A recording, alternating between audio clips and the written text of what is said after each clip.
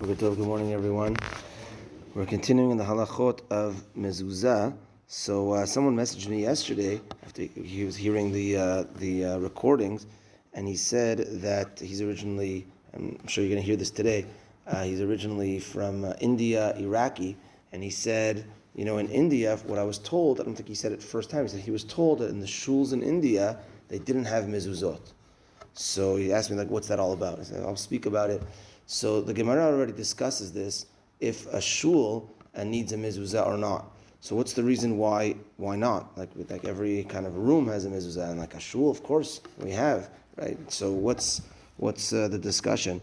So the discussion, the Gemara says, is that number one, it's a public place. So it's not necessarily one's obligation. Whose obligation is it? Is it a communal obligation? Generally, obligations are personal. So it's a public place. That's number one. And number two is that people don't live there. They come and they pray and they go. So the Gemara discusses that maybe it shouldn't be chayav. And the Rambam writes that because of its kedusha, it doesn't need a mezuzah. So now, does that mean that it's so holy that it's already covered? The shul, because the shul is a Sefer Torah, is that why it's already covered? Or the explanation of the Rambam is that it's so holy that people don't live there, people don't dwell there because it's so holy, and that's why, because mezuzah is on a place of dwelling. So for all these reasons, actually the Shulchan Aruch rules that technically a synagogue does not need a mezuzah. But the minhag has been to put a mezuzah without a bracha. Now, of course, provided if someone lives in the shul or it's owned by one person, let's say the shul is owned by one person as opposed to owned by the community, then they would need. But let's say a communal shul owned by the community, so the Shulchan Aruch writes that you're not obligated to put a mezuzah, but the minhag is to do so without a bracha, because at the end of the day there are people that they sometimes they eat there, sometimes they do dwell there a little bit. So we do put the mezuzah without a bracha.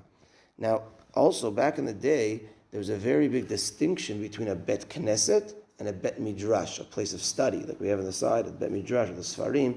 So nowadays, those lines have crossed a lot, where you have a bet midrash, bet knesset in one. Here, actually, it's probably more distinct, where it's bet knesset here, bet midrash there.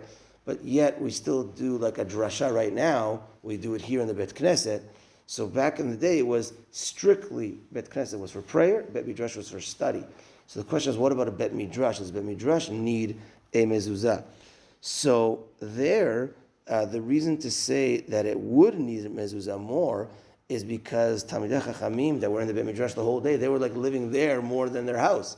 And they would lie down there, they would eat there, so that's more of a reason. They wouldn't sleep there overnight, they did have a home, but there was more of a reason to say that it's obligated. Yet, nevertheless, still the Shulchan Aruch writes, technically not obligated because no one lives there. But again, the minhag is to do put a mezuzah, but without a bracha on a bet midrash as well, for the reasons that still, at the end of the day, people do use it more as a living space than a bet knesset. And certainly in yeshivot, in Eretz Yisrael, you go during the break, there's sometimes people lying down on the bench, people putting their head down, people with coffees, right? So it's a living place more than a bet knesset. So at the end of the day, the minhag is to put a mezuzah, but without a bracha. But it is possible that some places don't have a mezuzah, and that's the technical Shulchan Aruch ruling. Okay, so that's that for today. A few announcements. Number one, Mincha tonight is at 6:05. 6:05 is getting earlier.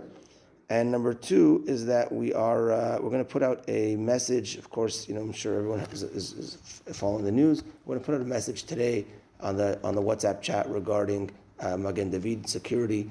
Some of the things, it looks like we are going to have probably police officer, and the kids program is going to be canceled over Shabbat, and maybe a few more items. Actually, the reason why I walked out a minute ago was because I saw that Michael Kurzner was calling me. I said, okay, maybe something happened. So I went outside, and he actually told me that he's in Quebec. He just wanted to know if my drive to Shul, if I saw anything on the street or anything like that, and he wanted to let me know that there's no, as far as they know, no planned, thing against the Jews today.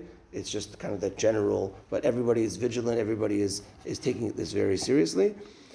He did say, actually, unfortunately, that some police officers are going to get reprimanded because they, on their personal, Twitter accounts or whatever it is, were pro-Palestinian. So he said that they're going to be dealt with. But he said, for the most part, things should be smooth, B'ezrat Hashem. That he said also that he might be coming to Shul, but he's going to get OPP to take him as well, or to escort him. So we'll probably have that presence as well. But again, we'll put out a message this afternoon on the WhatsApp group. B'ezrat Hashem, we should come to Shul. This is our place of tefillah. This is our strength, and try to do Shabbat as normal as we usually do. And B'ezrat Hashem will protect us and all Bnei Israel, and we'll come out of this victorious, and the ultimate victory with the Mashiach. Tzidkenu b'meira v'yamenu. Amen.